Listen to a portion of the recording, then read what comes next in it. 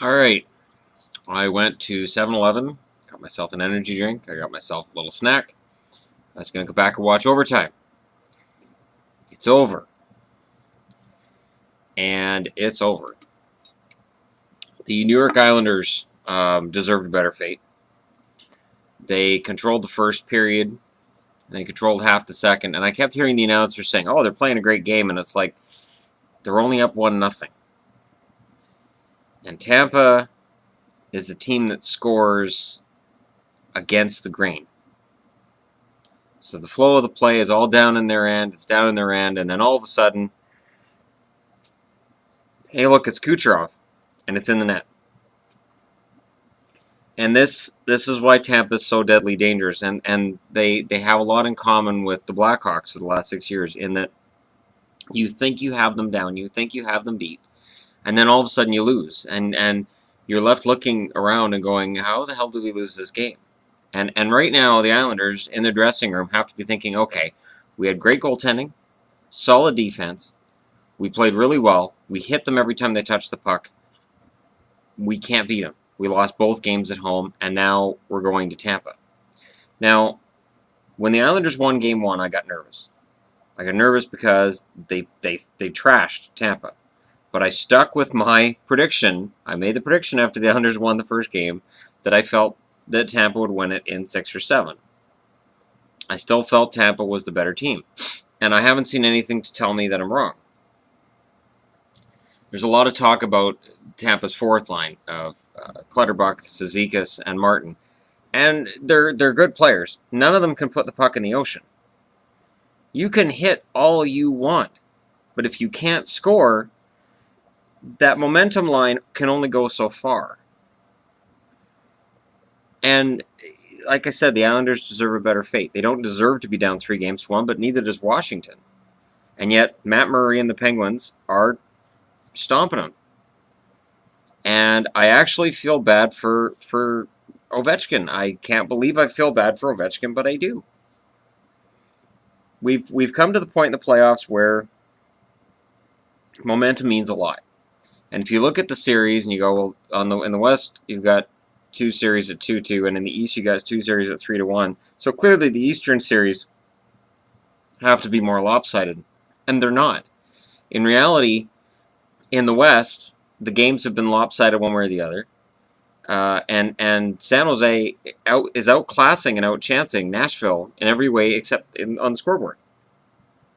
There was some debate had about whether or not Pavelski's goal could have counted last night. You can't count that.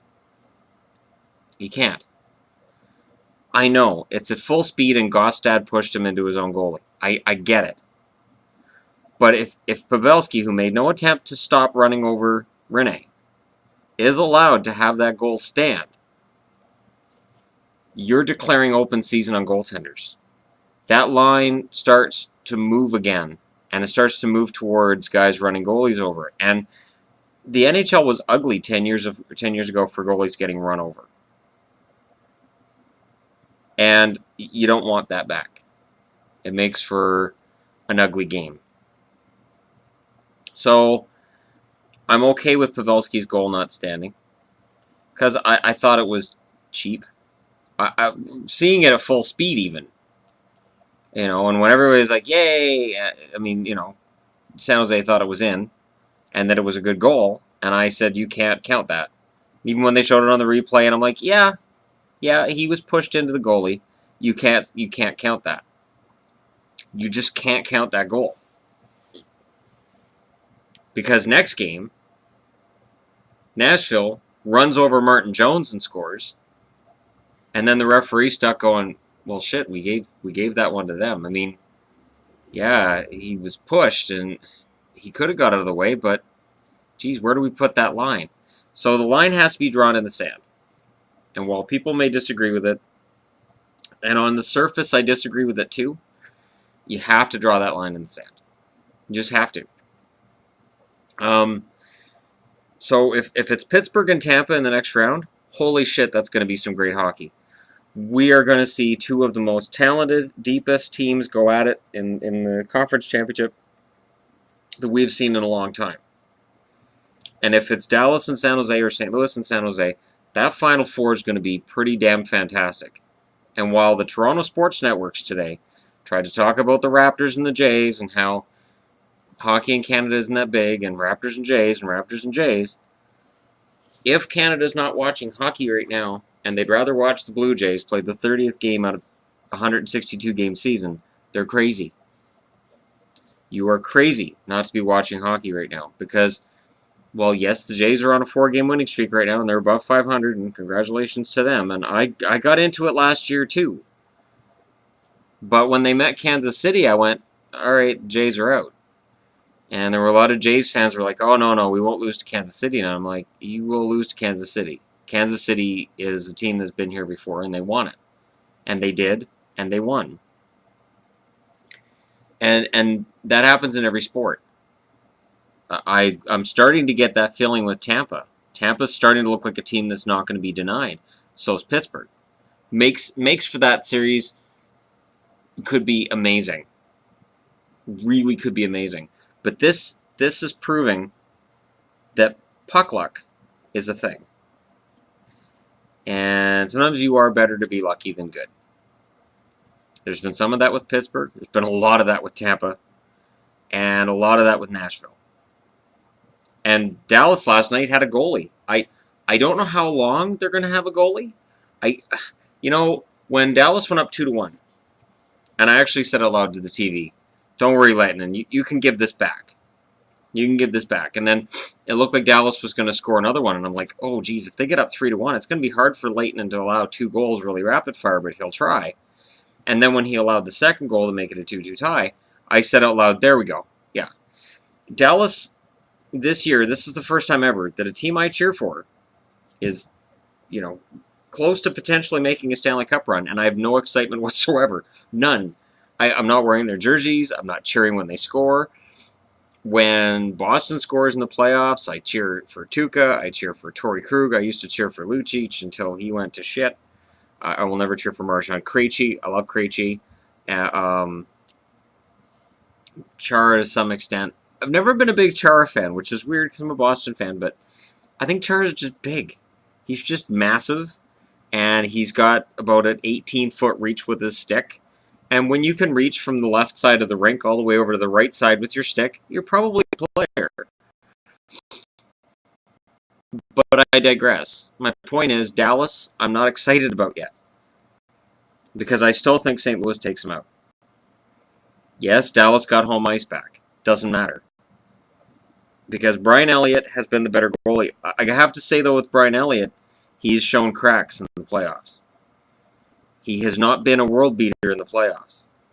And if Dallas can get a book on him and win games 6-3, 7-4, 5-3, we're golden. If we're only asking Lehtinen to allow 3 or 4 goals a game, basically be Grant Fuhr, I think he can do that. I think he can allow 4 goals a game while Dallas scores 6. I think he can. I have faith he can stop 22 out of 26 shots most of the time. But it's a pattern I've seen in Dallas for the last however many years that Leihtinen's been there. And even before then, Turco had a couple of iffy times in the playoffs. And I just don't have any faith in Dallas goaltending. And Klingberg, there were a couple times last night where I watched Klingberg, and he's going back to play the puck in his own zone, and he's going half speed. And I'm just watching as St. Louis, like whether it's Fabry or it's Backus or whoever, is just plowing into him. And it's like, hey, Klingberg, it's the playoffs. Wake up. Get some spring in your step. I understand he's playing a lot of hockey, but he's got to be able to do this. He's young. This is his chance. And while he's put up a lot of points, there's been a lot of talk about how great he is, and I mean, I've been happy with his stats. Man, watching him play, it's brutal, because it's like he's skating in slush. And it's I don't know if it's a lack of desire, or if he doesn't understand just how important this is, or maybe he doesn't know these Blues are coming in at him so fast. Maybe he gets into the corner and Fabry runs him over and takes the puck, and he goes, where did he come from? What's going on? I don't understand it. I genuinely want to understand it, but I don't. So hopefully Klingberg gets his shit together. Goligoski's looked good. Demers looked good. Oduya's looked good. Oduya really, at this time of year, because of his experience in Chicago, has this air of, I've been here before. I know what I need to do. Come on, fellas. We're going to do this. He has that to him.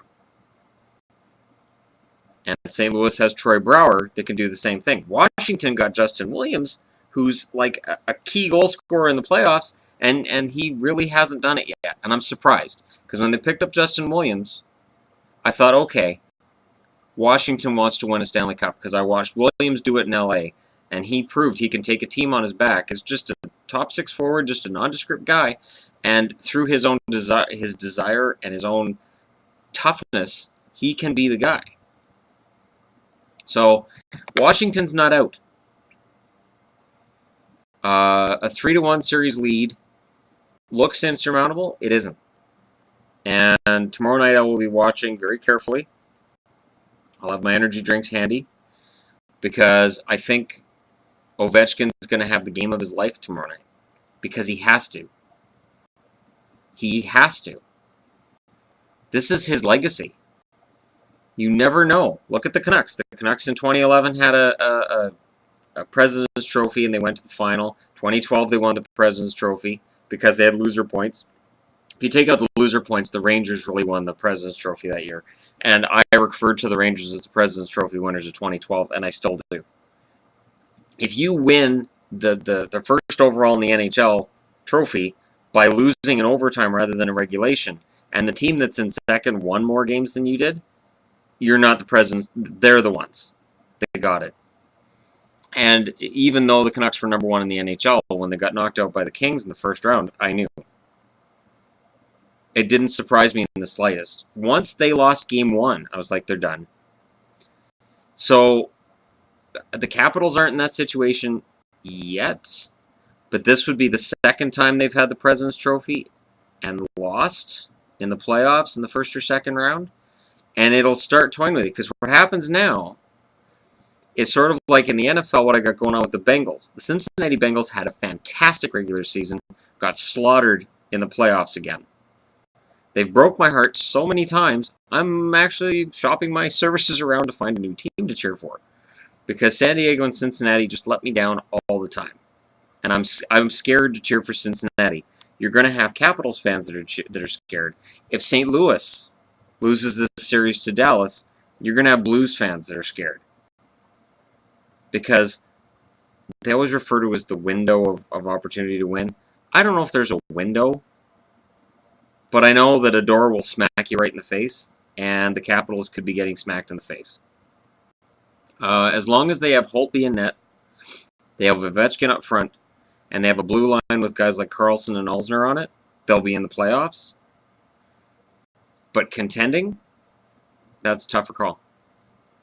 Contending is a tough call. So, I guess we'll see. I guess we'll see what happens from here. But if I was a betting man, I'd say that normally in the second round and beyond, the 3-1 series comebacks don't happen. Normally that ball starts rolling downhill, and it just keeps rolling. In the first round, comebacks happen. Second round, not so much. So we'll see. But it's fun to watch. Again, I've said it before. If you're Canadian, you're not watching the playoffs, you're missing out. Don't be mad because the Senators, Leafs, Canadians, Flames, whoever you cheer for, don't be mad just because they're gone and they're out of the playoffs. Just watch the hockey and enjoy the hockey. It's fun to watch. It's still hockey, and it's great hockey, and there's always Canadians on teams that are winning.